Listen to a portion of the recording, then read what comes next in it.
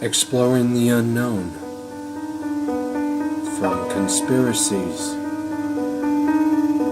to mysteries, you are entering the conspiracy sector. Well, welcome everyone to this very special program. I am your host, Aubrey Batchelor. Sailing this amazing ship of knowledge with me is Chris Jacobs, and you are entering the conspiracy sector. Like always, we hope you've been well since the last episode, and we hope you all were very entertained and you enjoyed our ghost hunt get together that Chris and I did at Wayuka Cemetery in Lincoln, at Charlie Starkweather's grave site, and a few other hot spots around Lincoln. If you haven't listened to that episode yet, you really need to go back, and you can probably re-listen to it 10 times and not capture all, or not hear all the EVP that we captured that day. It was so active that it just cool to listen to. You know, if you're intrigued by ghost hunting and communicating with spirits or anything of that nature, it was an excellent episode as far as I'm Oh concerned. yeah, that was Uh, damn awesome. It was very active at all the sites, especially Wayuka Cemetery. It took me quite a while to go through all of those. It was very active. I got to give a shout out to Chris. He's the one that does all the processing of everything that you see and hear, so he does a good job at that. I wouldn't even know where to begin doing any of it. Yes, I can All I hear do in the is certain talk. spectrums. Yeah, I can hear in the different spectrums. So I can tell if there's like some people hear a partial sentence or something. I usually go on either end of it to see if there's a beginning and an end to it to see if there's a sentence there, and then I listen to it. And then I go, oh, here's the syllables for this, and then I look. It could be in the person's voice, or they could bumblebee their way through it, where they just use the radio signal to use the words that others are saying too. I've seen Hmm. both actually. Hmm. Yeah, it's a weird, like I said, out of all the places that we've been ghost hunting, each one's been different. Obviously, just like any place you go to is different. So, sorry for the cut and the intrusion there, but the sites that we visited in Lincoln were very active. And if you ain't listened to the episode, go back and listen to it. And because we are in that time of the year now, obviously, Halloween season, all of our favorite time of the year here. I know it's Christmas, obviously we love summer, fun days, sunny days, but just energetically, spiritually, like we've always talked about this time of year, just really takes the cake when it comes to, lore, the weird and the strange, and just connecting to our past loved ones, and there's other celebrations like Dia de los Muertos and things along that line, that kind of the veil is thinned, on certain dates, I feel like, in certain celebrations and things along that line. And just an intriguing time of year. Plus, with everything that's going on now, the election. So, and then the normal stuff that we have and all the chaos that's going on and everything, It's amplified. Yeah, it's amplified. amplified majorly. So you have all this bombardment from the spiritual world, and you have all this bombardment and malarkey and deception and manipulation and everything else that goes on in the normal world, all merging at the same time, and it's like holy Toledo. Yeah, and Christmas on the winter solstice and Christmas has nothing on Halloween and the Samhain time frame from September 21st. I want to make it clear to people, it isn't just a couple of days or a day. It is literally from the fall equinox, which is September 21st through November 1st, because you have it's called the Samhain time frame or the Samhain or Samhain, where that got its origin, like I said before, is the merging of All Hallows Eve and Samhain, and it became Halloween. So Mhm. and November 1st is All Saints Day, just like we have Christmas Eve, Christmas Day, New Year's Eve, New Year's Day. That's just how it operates with this. People forget that about Halloween. And also with also the holiday season, people consider that from Thanksgiving all the way through New Year's, essentially. Why can't people consider that through September to November 1st? That's the Samhain time frame or the Samhain. So it's a whole season. It's a Halloween season, is what it is. And and speaking of like today's episode, and previous Halloween episodes, we've covered a lot of topics, when it comes to like this time of the year. And I invite everybody to go back and listen to those Halloween episodes. They're pretty good. If I remember correctly, was our first ever Halloween episode about werewolves? If I Yes, remember. the very first episode we ever did actually was about werewolves. Yeah. Yeah, yep, yeah, that's crazy. And so that was the very first episode, wasn't it?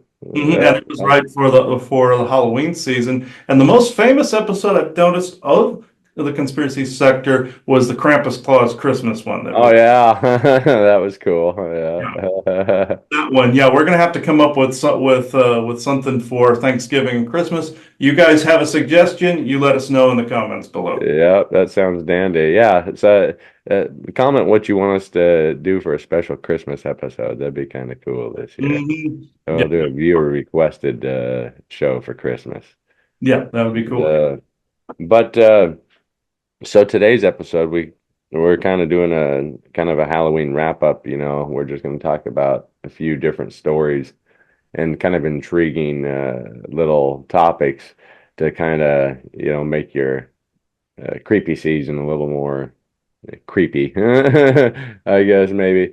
And like I said, I'm gonna go ahead and get right on into it. We're just gonna talk about 3 or 4 or 5 different things and kind of dive on into the rabbit hole a little bit. But let me go to share screen here, and we're gonna go talk about a show that most people. Are you seeing that, Chris? Yeah. Okay. We're going to talk about a show that most people probably watched at some point with their kids or by themselves, Courage the Cowardly Dog, and how it might be based on real life events. And if you can look at the screen right now, you see all these pictures of these people and entity up here, and then Courage the Cowardly Dog here. These people are supposedly the people that, the show is based off of. This guy right here is a New Mexican serial killer that I learned about. And then this is, of course, is like a Navajo skinwalker, sort of lore area in that area, skinwalkers are prevalent in the Navajo culture. But this is an article from sportsskita.com, and it is Courage the Cowardly Dog based on a real story by Ariane Khanna. And John R. Dilworth produced the animated comedy core television series Courage the Cowardly Dog for Cartoon Network in the United States. Stretch Films, Dilworth's animation film, helped produce it. Most 90s kids may remember the show, popular for its fever dream-esque sequences. As the name implies, the show follows Courage, who is a cute purple puppy that has a fear of almost everything. Abandoned as a puppy, he later resides in Nowhere, Kansas, with Muriel and Eustace. It is revealed in one of the episodes that his biological parents were transported into space by an evil doctor. While Eustace is the stereotypical grumpy old man who bullies Courage, Muriel is a kind elderly Scottish woman who enjoys cooking. The storyline of the show centers on Courage's exploits to protect his owners from paranormal threats. Mostly Muriel, as the show's antagonist, frequently threaten her, and the dog has a fond. We've been watching Courage the Cowardly Dog, and from episode 1 to see what they're talking about and kind of dive on into some of this paranormal techniques they use to script their show. But everyone has had Courage the Cowardly Dog, the eerie yet endearing Cartoon Network classic, haunting their dreams. Still, for many fans of this 90s hallucinatory escapade, a long-standing argument has been forever present. Was there a real-world story that inspired Courage the Cowardly Dog? Well, that answer is both yes and no, to put it briefly. And so Courage the Cowardly Dog takes inspiration from real-life occurrences in a way. Courage the Cowardly Dog became a cult classic soon after airing in the 90s on a Cartoon Network. The show ended in 2002, but still has reruns, not counting the specials and the Scooby-Doo crossover. What in the world? Scooby-Doo crossover. Yeah. That might be kind of Do cool. more research on this show, because I know there's some disclosure embedded in there as well. Yeah. Simpsons and like SpongeBob, there's some in there. Yeah. That'd be cool to talk about. I think we need to do that coming up. The makers assert that Ghost in a Shell and other modern animated works serve as influences for their creation. But if we dig a little more, we discover several actual incidences that match Courage the Cowardly Dog and its eerie, occasional humorous exploits. First of all, Truth or Consequences, New Mexico, which I've been there, nice hot springs, kind of a funky area, is home to the actual house that may have served as the model for Eustace and Muriel's modest dwelling in Nowhere. To strengthen that argument even more, CNN reported that many years ago there was a double kidnapping and murder that occurred in a house based in Truth or Consequences, New Mexico, which is that from that killer at the David Parker Ray, I think was his name up there. Thing's freezing again. Yep, right there. Thing's freezing on me again. Yeah, you're okay. It's being. There we go. David Parker Ray, known as the Toy Box Killer, resided around 7 miles north of Truth or Consequences. Here he found and abducted all of his victims. And this guy is chilling. I dug into his past and how he got away with what he got away with. Here he found and abducted all of his victims. Parker received a 224-year jail term for the abduction, sexual abuse, and subsequent death of 3 children. According to investigators, he killed 40 to 60 individuals. Numerous of these killings were never confirmed, and he was never tried for murder. He has a supposed 60 victims, but not one bone has ever been found anywhere. And Courage the Cowardly Dog is located in the middle of nowhere. In the 1990s, the population of Truth or Consequences, New Mexico was around 3,000, making it a remote place and a quite literal, the middle of nowhere. And just the right place for David Parker Ray to track down his quarry. The show's writers would have been in trouble if they called Courage's town after its real name. Nevertheless, there are a lot of similarities, and yeah, it is kind of. Truth or Consequences got its name from a 1950s TV show called Truth or Consequences. They were doing a promotion, and actually, Bob Barker was one of the original hosts of Truth or Consequences before he went over into Price is Right. And that's how Truth or Consequences got its name. But it is the middle of nowhere, and if you've ever been out there, you can see how he could get away with this stuff. Oh yeah, I've been out there myself, and most of New Mexico is wilderness, so it's very, very open desert territory. Yeah, don't they call it the land of enchantment? Isn't that land of enchantment? Yeah, exactly. There's that, and there's a lot of darkness that's happened in New Mexico as well. But yeah, good and bad has happened there. But I can honestly see how somebody, especially back then, could have gotten away with murdering somebody out there before we got going. Yeah. DNA. David Parker Ray was well known for searching homes that were remote and unconnected to towns while trekking down to Truth or Consequences. He would employ disguises after following his target to attempt to win over the families that lived in these remote houses. After identifying and learning about his targets, David Parker Ray employed 3 primary strategies: using an emotional tale to get sympathy and gain admission, deceiving the homeowners with extravagant offers of money or movies, etc., and cutting the phone connection and then promising assistance. Fans of Courage the Cowardly Dog may have already noticed the similarities between the gruesome real-life psychopath and many characters of the popular Cartoon Network show. The methods David Parker employed are all techniques that the villainous characters in Courage the Cowardly Dog frequently use. For example, one of the primary antagonists in the series, Le Quack, is a cunning and determined character. He is a con man with various guises, all of which are driven by an unquenchable need for wealth. He will use everyone to achieve his goals, torturing others while his unsettling and unconventional techniques. And that character is kind of a goofball in the show. I remember watching him in a couple episodes already. Reports claim that David kidnapped his victims, sedated them, and took them to his soundproof trailer, where he tortured them with ornate toys, hence his nickname. We call it his toy box. It was a soundproof torture chamber that pretty sick. Yeah. But the couple that might have inspired Eustace Muriel and Courage the Cowardly Dog, Muriel and Eustace Baggy, an elderly couple who reside in the midst of nowhere, are one of the main focuses of Courage the Cowardly Dog. The couple and their dog experience strange occurrences like ghosts, aliens, and demons. In actuality, it's said that the old couple resided in a secluded area close to El Paso, Texas. William and Margaret Patterson lived in privacy and were described by those who encountered them as a grumpy old man and a kind of sweet old lady. The couple mysteriously disappeared from their Kern Place house 63 years ago, according to the El Paso Times. And I did some research into these couple, too. It's a strange case. Police say that they last saw the pair between March 5th and March 6th, 1957. There have been no leads, therefore, the disappearance of the Patterson family remains a mystery to this day. Nevertheless, stories of espionage and even UFO abductions have been prompted as the reason for their disappearance. Mm. And this thing's freezing again, but the third theory is a skinwalker, and most people are aware of what skinwalkers are and what they're capable of doing.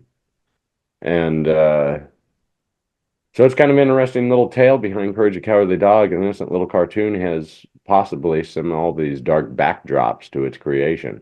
Mm-hmm. And, like we were saying, certain things of disclosure and things like that might be prevalent. We haven't gone that deep into it, but just kind of interesting surface talk to think that, that's what the show could be about. Possibly. Yeah, that's actually interesting. Yeah, and if you guys want to see an episode on this, let us know. There's 3 shows that I know for absolute certainty have some disclosure stuff in them: The Simpsons, SpongeBob SquarePants, believe it or not, and Courage the Cowardly Dog. And it was very synchronistic. A friend of ours actually just brought up the Courage the Cowardly Dog thing a couple of days ago on text, where he and also on recording that he was not on recording, but he was telling me over Zoom that he had found some stuff in the cartoon. So that coincides with stuff we talk about. So that it had to do with real historical events, and then you, Aubrey, bring it up on Conspiracy Sector. So it all works out. And you didn't know any of us had been talking about it, and you happened to do it. So that brings up a synchronicity. But I find that very, very interesting. I found a couple things myself. Let me see if I'll bring it. You go ahead and dive on into yours. What in the world? Oh, that's just my.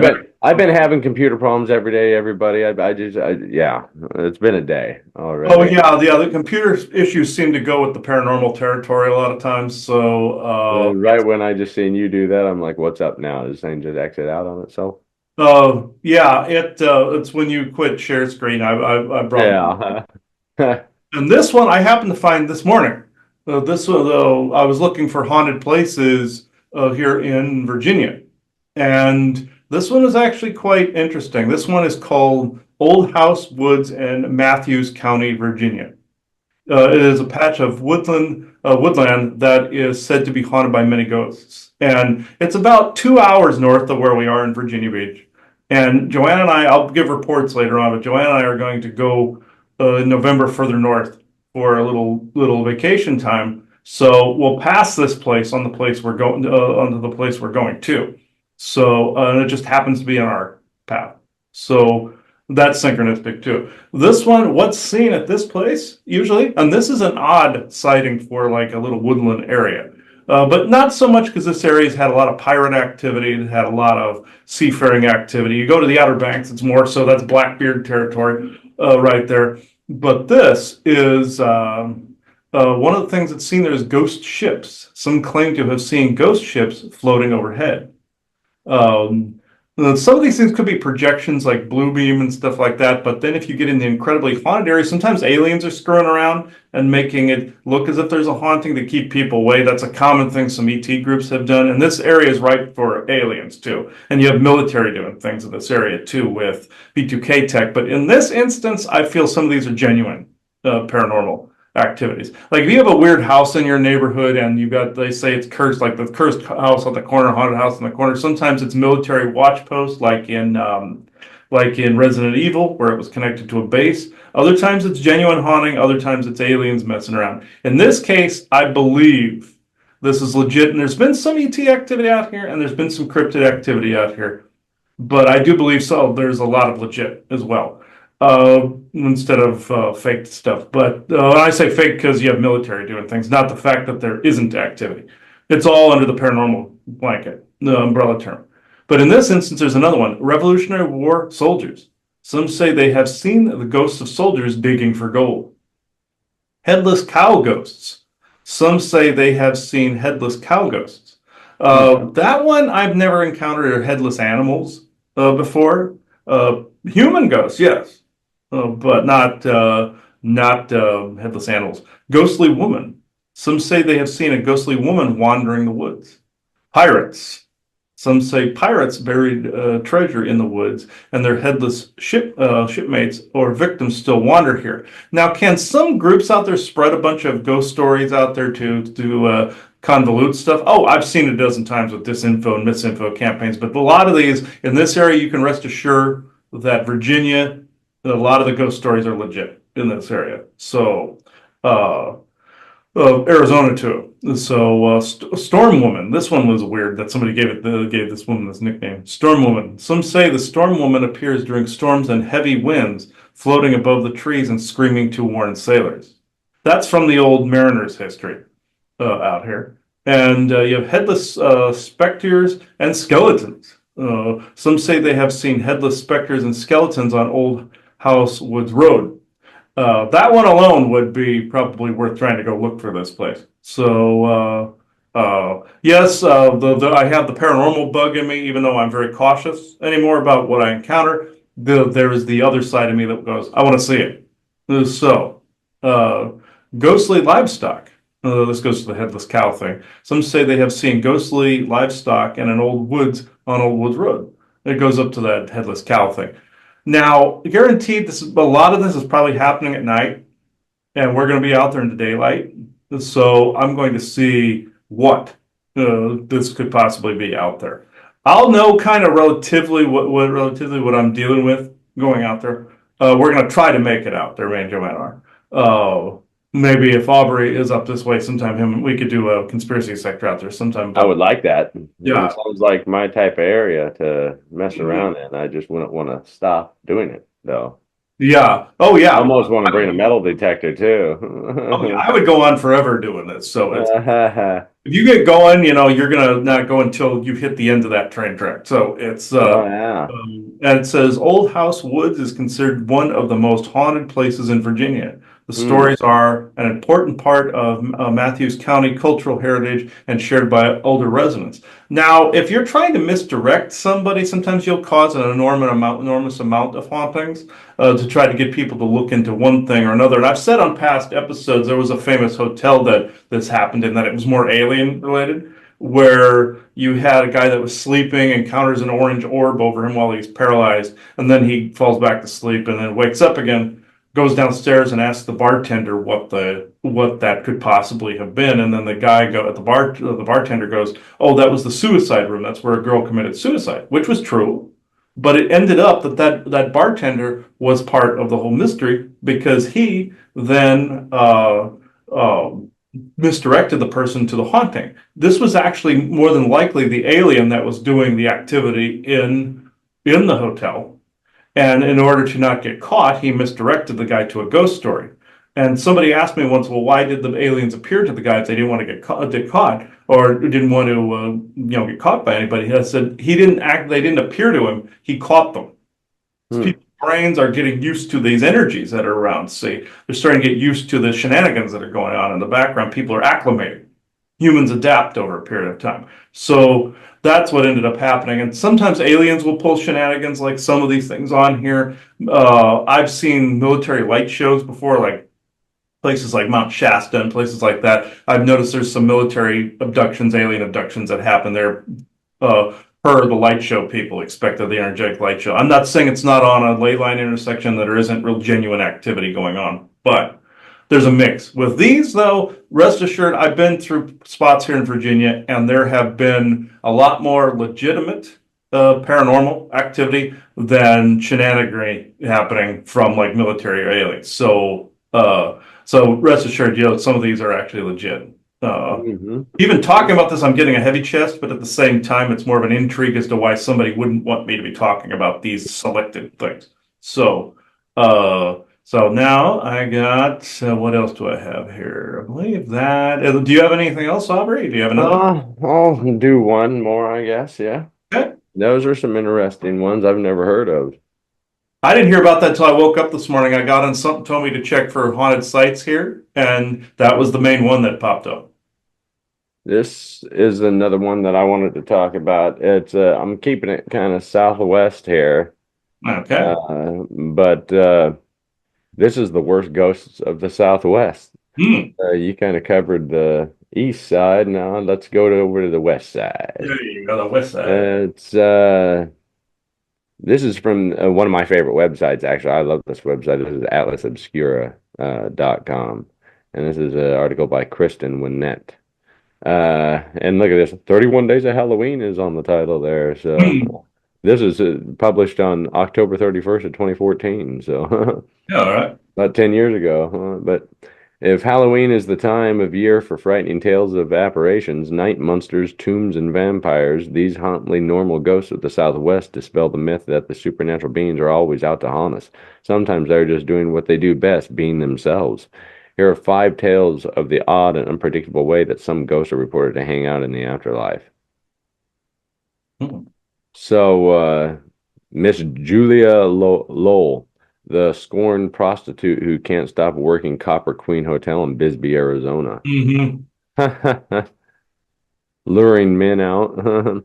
The demise of Miss Julia, Arizona's Copper Queen Hotel, is much like the demise of many a scorned women. One night, she serviced a new client, fell madly in love, wanted to marry, and after he revealed that she wasn't marriage material, decided to kill herself.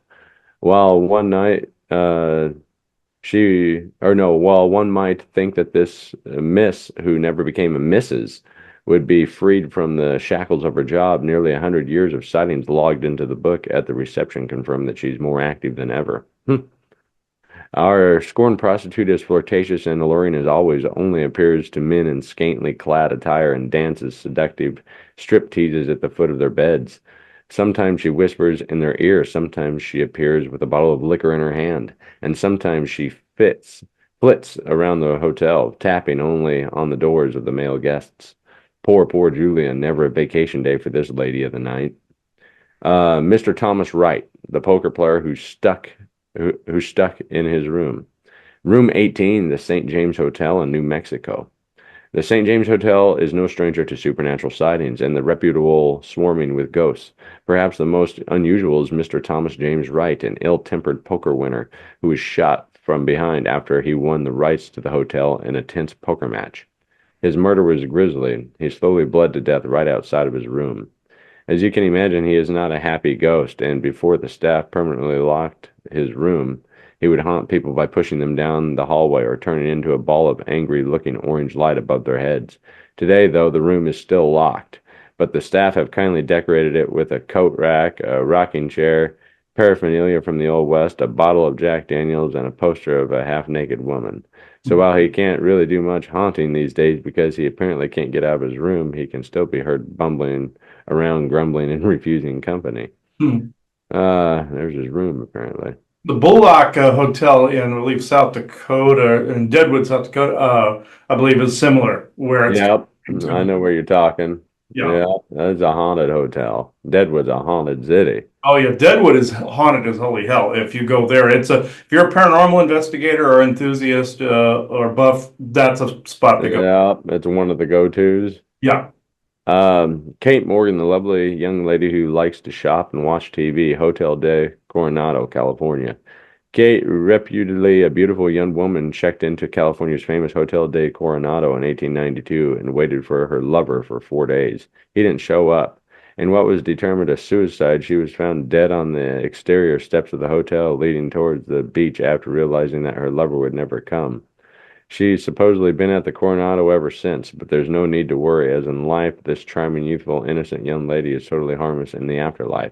She's said to like hanging out in her former room, playing silly pranks on guests, watching TV. It often turns on and off by itself, walking along the beach and shopping in the gift shop. Pancho Villa, the revolutionary, still looking for his head. Is that Gadsden Hotel, Arizona? Yeah, Gadsden. Mm-hmm. Pancho Villa, the famous revolutionary, former governor of Chihuahua, Mexico, and commander in the Mexican Revolution, has a much less decorated existence these days. As the story goes, after he was assassinated, loyalists cut off Villa's head and buried it in the site of the burned-down Gadsden Hotel in Arizona. He had visited on horseback years before, and his horse had chipped a stair on the staircase, and the chip is still there. Where the hotel was rebuilt in the early 20th century, people started seeing apparitions of a tall, headless man in an army suit, believed to be Why does it keep doing that? Believed to be Pancho Villa's ghost, the apparition now haunts the basement and the hallways looking for his lost head. How anyone knows the identity of a headless man in an army suit is beyond us, but well, that's the way of the story goes. Stray cat, the hungry feline who won't leave the kitchen staff alone. Oliver House in Bisbee, Arizona. What would a roundup of worst ghosts be without a ghost cat? According to crime reports, 27 people have died in this popular B&B in Bisbee, Arizona since it was built in the early 20th century, and it is supposedly haunted by seemingly everyone. But the ghost who sleeps outdoors and eats rodents is perhaps the most interesting. The stray cat who lived outside the house for many years and was fed by the kitchen staff still roams the property, begging for food, sleeping in the sun, meowing, doing what felines do best, except while dead. Huh. That's Pretty interesting. interesting. Those cats and things of that nature. Some are entities, I've noticed. If you watch the movie Dungeons and Dragons: Honor Among Thieves, there is a displacer demon type of cat-like being that's in that. That's actually more demonic. Now, there are a good aspect that actually stems from ancient Egypt that was more of a summoning that became a good tulpa. Well, not a tulpa, but more of a dimensional entity. There are demon types that are cat-like, black cat ones that are wrapping onto people's energy cores and everything and cause problems. There's a famous story of a woman that had a real pain on her back and neck and shoulder. And she went to a trench worker like myself and got this taken care of, said it was a demon type. There's also another type that invades dreams where they are a cat or a dog type, that if they bite you in a dream, you're going to get that body part gets infected and messed up. There are etheric, like contagions, viral, like venoms and stuff like that. People forget this part, so never let a entity in your dream bite you, ever. That I've run into that a multitude of times, and they do. I looked into my energy upon waking up. I had a cat-like one that was this raggedy-looking thing that was in a dream state. It looked all desiccated and everything, and they won't look right when you see it. And they also, if you eat too much, I noticed, eat too much of the white refined sugar, you're going to start to attract a few of these. I've noticed. It's weird how this happens. You consume too much of it. It's not like a candy bar or an ice cream or something. I mean, you have to really do it. And then you start to attract some of these things. I call them sugar demons because they siphon off like the salt demon did in Star Trek, that weird aquatic looking thing in Star Trek. It's kind of like that. It's a lot of demon types, so they will always vampire a particular chemical and or energy off of you. These particular ones go for like hearts, pancreases, anything that involves sugar in the blood or some kind of hemoglobin, like a vampire. So, but it's on an etheric level where they drain that away from it.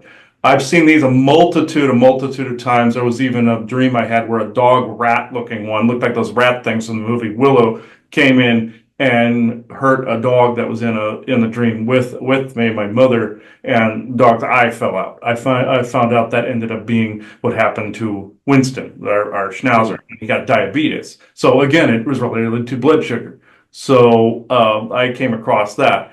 Now the kinder ones, like the spirit cats, like you have the good ones that act as guardians, like in Honor Among Thieves, where you see those cats that portal in and portal in that maze at the end of the movie. There's good ones that will portal into your house to act as a protector, kind of like a battle cat. They'll look like a regular cat and they'll transform into like a saber-toothed tiger or a lion or a leopard or something of that nature. This happens to be a kind animal spirit, though, that is coming into actually either into a familiar area like a ghost would, or if it's a protector spirit, it's actually coming in like one of those entities. A regular house cat can become this in the afterlife too, and can come in and help protect a property, more than likely because there's something worse in the area, that it is actually there to kind of balance things out. I've seen that happen a multitude of times. But in this case, he's coming back to a place I feel that he was most comfortable. I've seen these things about ghost animal spirits. We've seen Winston a number of times here. We've seen Woody, our border collie, a number of times. I've seen Keeper, our other miniature schnauzer that we had, and multitudes of cats. And I've even seen cats that we never had before. Like there was one that the spirit called himself Biff for whatever reason, and he came in and said he was our future cat. I've heard of cases like that. Sammy did that for my mother, where she drew a picture of a little dog ahead of time, and then therefore he showed up. He showed up eventually later. It ended up being Sammy.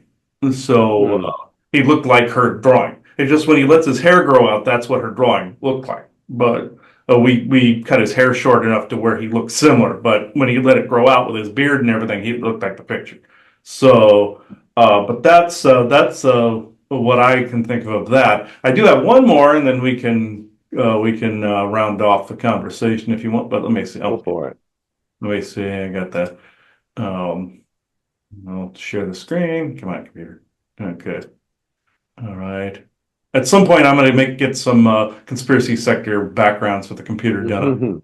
Okay. This one, I won't read this whole thing. It's way too damn long. But it is the Colonial Ghosts tour, and then the site is called colonialghosts.com / the-ambler-family-of Jamestown / So this Jamestown, we've been to Jamestown a number of times, and it is ripe with activity.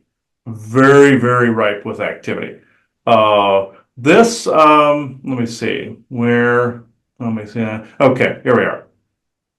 I won't read the whole thing. Go to that site that you can see here in the screen share, to that URL. You can read the whole history of Jamestown, or at least the annotated version of it. So there is, okay, this one I'll go over this one paragraph here. Oh, let's see.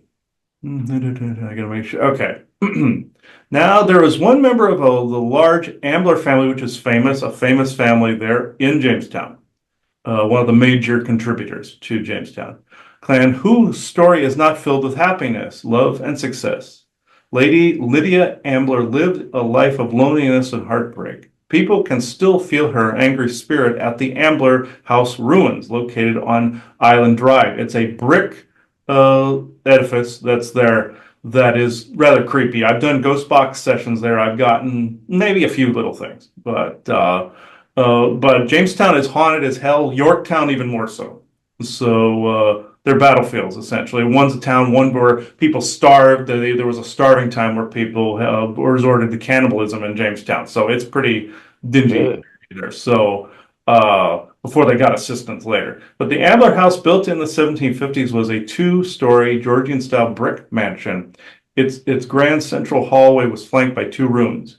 It had a well-maintained yard paved with beautiful walkways, but the house was ravaged by fire 3 times before being permanently abandoned, which is how it looks now.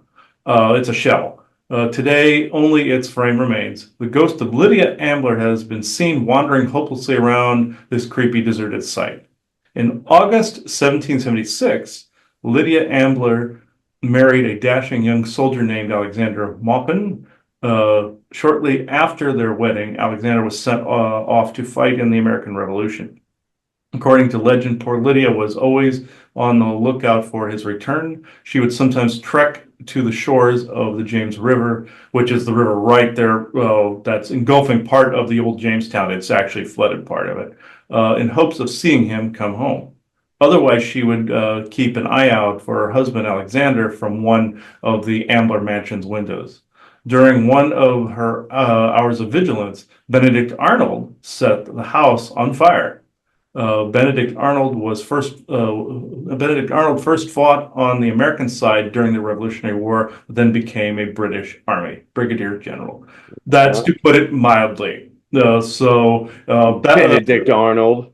Benedict Arnold. If people want to start seeing some colonial history, we could certainly go through some of the Revolutionary history at some point. Any of the ghost stories associated with that. Comments below, guys, if you want to start seeing some of that. But this was interesting because I've actually been there, and I've been to that shell of a house, and it actually, I'm going to look on that real fast to see if there is oh yeah, here's a picture of it. I forgot to show this real fast. There we go. And get back on share. Here we are. Right here is what this looks like. This shell of a building right here.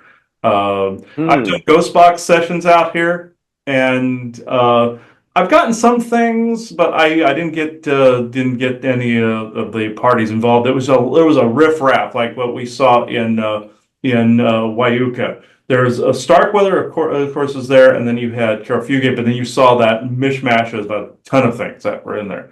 So this is essentially what you're going to get at a site like this, especially in a site that went through the starving time, like Jamestown did, where they resorted to cannibalism. There was even rumor of satanic rituals that happened there during, I believe, John Smith's time frame, and it got pretty ugly for a while for Jamestown. It almost didn't survive through it, but it flourished as America's first official colony. So. And if you watch our episode of The Lifting on the true history of Jamestown, we go into some of that as well. We recorded one of their tours that went through there. You go on our YouTube, you're going to find it in there, in the Lifting episode, Pop. It's pretty interesting. Yeah. I thought that was quite interesting to add to this year's ghost stories as well. I'd like to go to these places at night, but Joanna is very apprehensive of doing that. They do allow certain things at times to let paranormal people in some of these places, but you really gotta push it, I feel. But Yorktown, I have not done a ghost box session in Yorktown. I know it even more so haunted than Jamestown is, even rivaling that of the starving time in Jamestown. So Yorktown, paranormal enthusiast, I would, if you're in the area, Jamestown, Yorktown. So aside from the woods, I have not been to the woods. That one might rival both of them for all I know. No, but I would those three. I know that the woods that we did at Seven Sisters Road that one time was creepy. Yeah. Oh yeah, that was a creepy place. That was like what, probably 7 years ago. Right now. Right now, yeah, we were out around Halloween 7 or so years ago. Now, I will add one thing that since we're in the spirit of Lincoln, when I was living there, it was roughly around the holiday season. Hartley, the house you saw, all of you saw on that episode we did on Starkweather that I added in there, was 935 Hartley. And I'm still asking people, please, for the love of God, do not bug the owners of that place. So, disclaimer there, folks. When I was living there, and I was staying in my grandmother's older bedroom when she moved out. She had to be put into assisted living after a while. She was in an apartment and then moved out of there. And what ended up happening was in that bedroom, my mother thought I had left a bright nightlight on in that room in the middle of the night. And this was like when you went right through the front door, it was right down the hall, and it was the bedroom that was straight down from the hallway. I used to be on the back porch, and my mother and Laverne were over in, my stepfather Laverne were over in the other bedroom.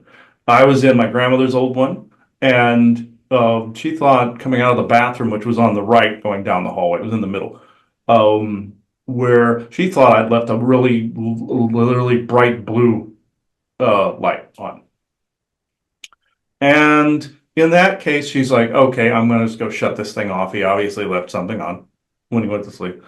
And she walked in there and she saw several glowing blue beings standing in there. They were like an iridescent, bioluminescent kind of mix between those two. Blue, she said they were kind of bird looking and were wearing white and silver cloaks. And there were about 6 to 8 of them in there. And some of them were sticking through the wall that would have gone down to the other back porch, but they weren't popping out on the reverse side of it. They weren't in the hallway. They weren't popping through there, but they were popping through on the room side. So obviously it was a portal that was on that reverse side, or on the front side. But she said then one of them turned and just kind of looked at her. And she's like, okay, I'm done. And then she walked back in her bed, quickly went back in her bedroom. But that was one of the many instances on Hartley that took place there. I think was appropriate for this discussion because it happened around this time. And if I had to judge a year, that was somewhere circa 2012-ish, 13-ish, somewhere in there. But yeah, that was roughly around also the time Sage was founded. So is in 2013. It was in that general time frame around Halloween. So if anybody was interested in that, but yeah, that was one that people I haven't really talked about at all too much. and we saw some weird lights, a lot of stuff happening. It would take too long to go through the whole laundry list of paranormal activity in that house. But that's what I got, Aubrey. Did you have any? I think it sounded great. I loved all the stories that we did today. We wanted to do kind of a random Halloween wrap up, just sort of kind of a random tantalizing Halloween episode this year. Talk Mhm. about a few different things. And we can go into some questioning real quick for our annual Halloween Mhm. questioning and see what we get out of that. But I just want to wish everybody a good Halloween season, and I hope that they get a lot of tricks. Or, I mean, a lot of treats instead of tricks. Tricks can be fun too if it's the right kind. Yeah, if it's the right kind. I just heard Isaac go, yeah, right kind. So Yeah, I'll show um, you a trick if you give me a treat. uh, sometimes he goes, sometimes they can be one and the same. I just heard, depending on what you're into. So, yes, I'm well aware of that, Isaac. Yes. Okay. Are you though? Okay, let me see. All right, you can come in and talk. I don't know about which one he's going to refer to here, but all right. God dang, this dry mouth. I'm getting a scratchy too here. I know it. Yeah, sometimes when the energies get stirred up, you get the cotton mouth though. I've noticed there seems to be a pattern with activity, energies, and cotton mouth, and sometimes energy draining. It hits the adenoids for whatever reason, and it tends to hit, and also the lymph nodes around the neck too. It tends to hit too. I've noticed. So, all right, I think yes, true benevolent Isaac. Because of this moment, I only open this to channel the true benevolence, conflicting agendas of this moment. All right.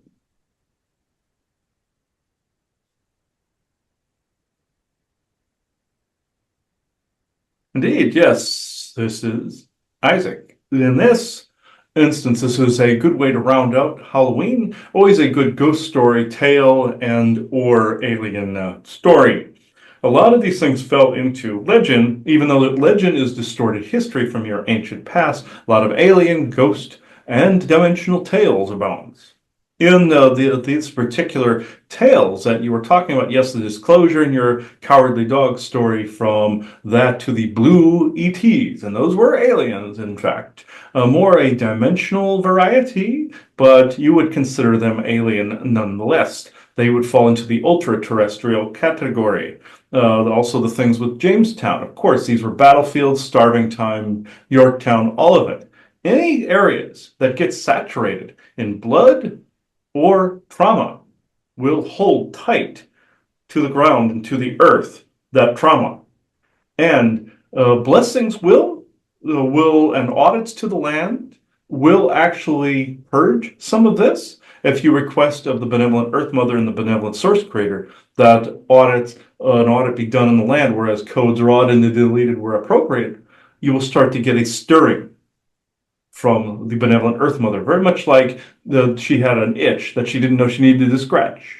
Now, the people say, well, wouldn't God know about this, or wouldn't benevolent Source Creator know about this? Yes, but at the same time, your universe, multiverse, omniverse, and super omniverse are made up of energies that you do not yet know about or account for. There is nothing really patrolling this like you would expect there to be. The creator is more of a neutrally based energy that encompasses all living things, people, places, entities, all of it. So therefore, the ones grounded into this energy, into this place, spotting this, then their intentions begin to help purge this, and then getting the overall energies to interact and purge and audit these energies. You see, this is how this works. You see, the earth doesn't even know sometimes that there is an itch, because there's multiple itches across the face of the planet. The benevolent Earth Mother sometimes will have to be poked as to where an itch is, sometimes, because there's far more severe things sometimes. But then there's also the soul trade and the soul traps and all this on the battlefields, and we don't need to go into that portion. That is more alien, that is more Galactic Federation oriented, nonsensical nonsense at the moment. The topic is, though, the actual hauntings and the legitimate activity, not the alien trickery, not the holography, not the V2K, but the actual paranormal and cryptid type of activity. And these areas are all ripe, including Arizona and these. The cat, he was right. It was a spirit that was fond of the place that it was going and felt also it needed to protect, like animals do. Animals will surround you in cases where there's activity coming, as they can see these things. He likes to say the differences between cats and dogs, you see. Where a dog will point out something to its owner or master that's there. A cat will look at it and go, and you would be here, why? These are often the differences between them. Sometimes it shifts, but these particular animals will then often in spirit become more like a guide or an animal guide of some kind, way, shape, or form. And that's what this little kitty did. So I will go into questions if you like. Yeah, so when it comes to people that are interested in the paranormal that haven't dabbled with it much and they want to dabble with it, a lot of people, especially more kids, younger kids, want to dabble with things like Ouija boards and do certain incantations and things of that nature. How can they do it safely? Because, a lot of people this time of year, decide that they want to mess with something and they could be stirring up something that they shouldn't be messing with. Mm-hmm. So give some information if people are interested in the paranormal, how they can do it safely without getting an attachment or anything along that line. Mm-hmm. Yes, Ouija boards never use these because it is not often about skill at all with those. These were designed by your Kabbalist and satanic cultists in order to conjure demon and jinn. This is what you are getting with those. If you looked very carefully on the originally designed boards, they had a spell bound into the wood. Now it is cardboard, of course, and plastic. And isn't the jinn supposedly one of the oldest entities in existence? Yes, these were actually entities created by your Anunnaki back in the genetic creation period of theirs, that their particular phase, let's say, and they created both the fish-like types that are fire-like demons or sprites, and they created the big Arabic genies, you see, with this. And these were in order to access certain energies that only jinn could access, the species that came before. They were dimensionally based and they were captured by some of the Orion and Anunnaki forces that came into your world, you see, at the time, during the times of the old Orion Wars. Who could design what and throw what at whom, you see, as a weapon. Jinn could often be like the Q from Star Trek, where they could just snap their finger and something would change dynamically through the timelines. The forces at be, none of them wanted this, you see. And they then, somebody cultivated, captured them, and duplicated the genome. These were a plasmoid species that had an energetic core to them that they could tap into the multiverse and switch timelines on a whim. That's how these wishes are coming through. Hypothetical timelines, luck threads, as some call them, or in this case of like a jinn, they could just literally snap their fingers. And from your perspective, if you didn't jump timelines, you would see them vanish. They would just go to somewhere else in the multiverse, you see.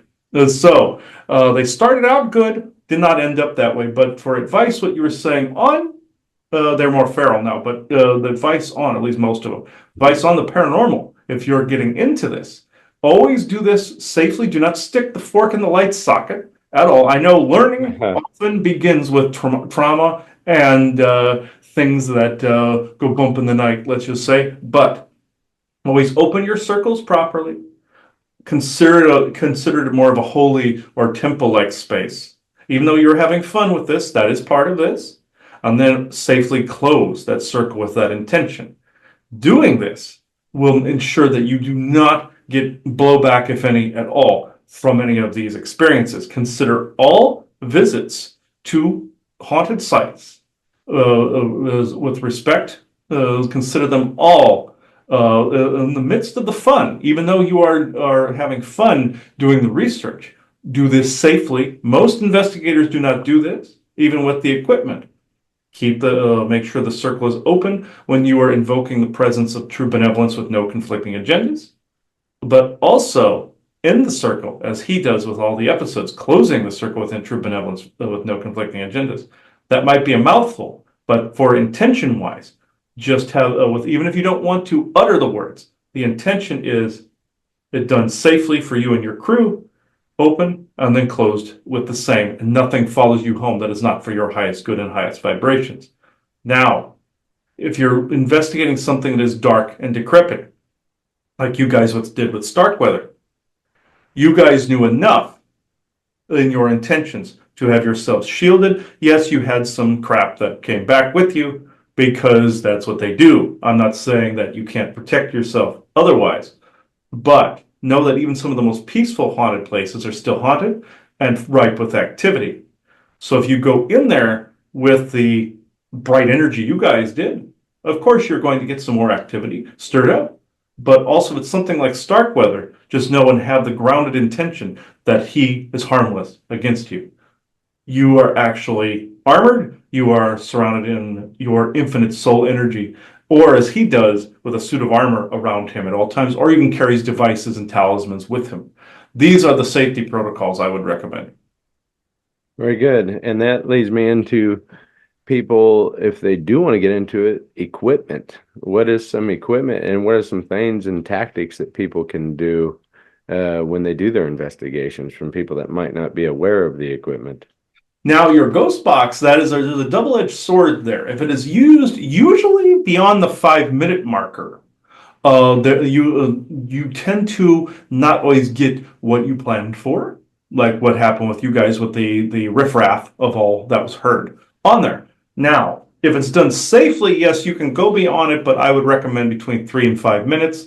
But if you are doing a full-fledged investigation, usually that's not practical. So what I would recommend is, yes, using one of these, but not in your home. And say if you went out to a decrepitly haunted place, like a haunted asylum or something of that nature. For safety purposes, I would say switching out your equipment. But the equipment used, you could use a REM pod, which is like a theremin device in its own right. Millimeter, which is pretty much the same. Cameras, of course, full spectrum. You will get things on full spectrum and infrared. And also the device where everybody looks like stick figures. Mm-hmm. That is essentially also the same as your Xbox 360 Kinect. Somebody actually used one of these, and a ghost was playing a game via the infrared signals. You see, interacting with that device. This gave rise to some of the paranormal detection equipment. Sometimes the simpler aspects of the tech are better. Because sometimes you have to replace the equipment. If it gets too bogged down, it won't give you accurate results. Also sigils, if you wish to sigil your equipment, like say with his Merkaba symbols and things of that nature, like what's on the wall behind him, it's highly recommended. It will prolong the use of the equipment, and you will get more of the accurate results you wanted without some dark demon possessing the equipment like it would your body. I would highly recommend the switching out of the equipment. Now, surveillance cameras. Have cameras that are capable of going both the ultraviolet spectrum, full spectrum, and also infrared, that can switch between them on a whim, where you can toggle between those. And also, if you, in your home, I know most people have doorbell cameras. I would highly recommend against these because they tend to attract, and home security systems tend to attract paranormal activity. He had this too with his landlord's, the owner of the house's equipment. They had to unplug it because the equipment kept saying something was messing with the sensor in the living room. These were ghosts doing this. So now if you want the activity, fine. If that's your fetish, go right ahead. But in this particular way, I kid, but I also do not. Again, you should have a joy in what you do and a passion for what you do. Of course, like the Ghostbusters having the passion for this. But just know there are drawbacks, and there's a treasure trove of information you can get from this. These types of cameras that I said before, the full spectrum, are the very best ones to get the full spectrum of activity in a multitude of different frequencies. Now, EVP recorders, it's the same as with Ghostbox. Have equipment that can hear into a broad spectrum of sound frequencies in lower and higher bandwidths. And in the software you use, he uses the Premiere Editor, which is great, but at the same time have another sound editor where you can slow the recording down to, like he said, like 5% of normal. And also, if you can flip the recording backwards, you will find a whole other set in there, including the humans that are in there. If you flip the recording backwards, you will hear the true thoughts emanating from them. This doesn't always apply, but it mostly applies. This is something that people don't touch on too often anymore. They think it falls under conspiracy theory or fringe, but usually what falls under fringe needs to be looked at closer. But these are the bits of equipment I would recommend if you wanted to find something interesting. Thank you. I hope that kind of would give everybody a good little in-depth overview if they're curious about this field or want to take it further. If they've started it, they're dabbling and they're intrigued by this field of study. But that pretty well sums it up. I just wanted to give everybody an in-depth overview for all of that, and I appreciate you. Thank you. And also be careful when you do this, please, because especially do not use Ouija boards if you own one. I would highly suggest that you take it out back, douse it in lighter fluid, and set it ablaze. Because in this particular way, you will set free all of those energies that got trapped in there as well. Change out your tarot decks as well from time to time, even if you buy the same one. Because sometimes those things can get bogged down with that open and close circle. If you're a tarot reader, do the same and don't rapid fire a bunch of clients. Open and close circle. All those energies saturate over a period of time. And check all your team members over. Have a trench worker and your skeptics in the paranormal team at the same time. This precludes the fact of you getting any demon attachments. I know the scientist in you guys, and the curious seeker in you guys want to see the possession so it can be proven. Know there are government agencies out there that have already proven this, like you see your TV shows like your Fringe and other ones that are out there, Lazarus Project and all those that show time travel, show all these things in your government projects. They have a detailed glossary. And in some cases, if you were able to prove it, I say some, if you were able to prove it, they confiscate it, like with UFOs. But in some cases anymore, people are getting proof by both the positive and the negative. I'm saying in all of these cases, be careful, run your tests, run your controlled experiments, but at the same time, always be careful doing this. So thank you for having me on. Yeah, thank you.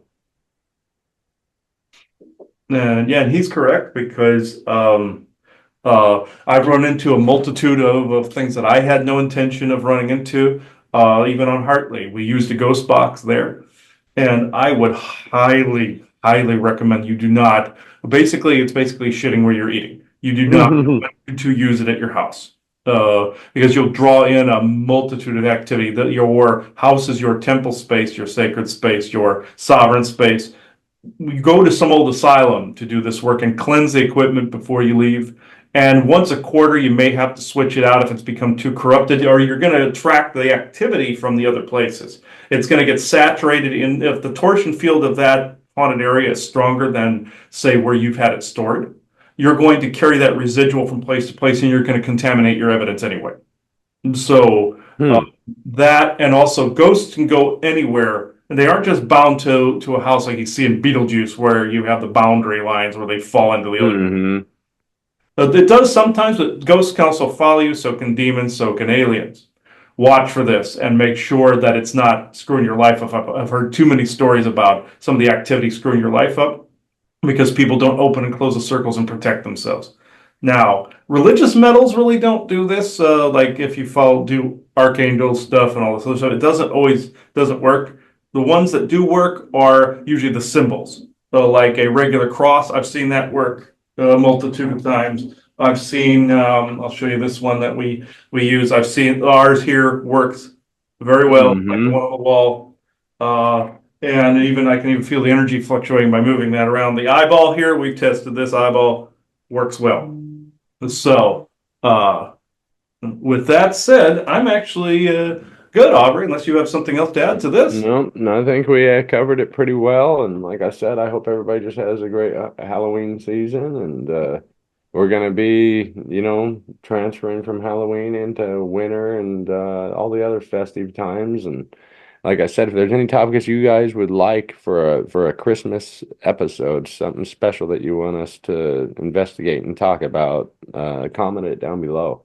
We'd love to hear from you. We'd like to talk about what you guys want to hear about. So let us know, and until then, we'll see you on the flip side. Yes, this has been a great show, everybody. So yeah, comments below. And as of this moment, you are now leaving the conspiracy sector. So thank you, everybody. Bye bye. Bye bye.